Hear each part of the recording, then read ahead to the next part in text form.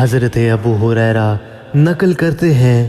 آپ صلی اللہ علیہ وآلہ وسلم نے فرمایا کہ جو شخص اللہ کی راہ میں جہاد کے لیے نکلا اللہ اس کا ضامن ہو گیا۔ اللہ تعالیٰ فرماتا ہے اس کو میری ذات پر یقین اور میرے پیغمبروں کی تصدیق نے اس سرفروشی کے لیے گھر سے نکالا ہے، میں اس بات کا ضامن ہوں کہ یا تو اس کو واپس کر دوں ثواب اور مال غنیمت کے ساتھ یا شہید ہونے کے بعد جنت میں داخل کر دوں۔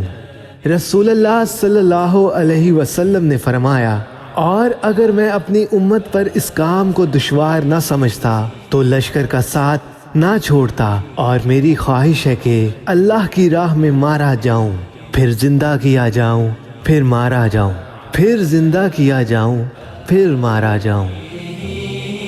وصحبه وسلم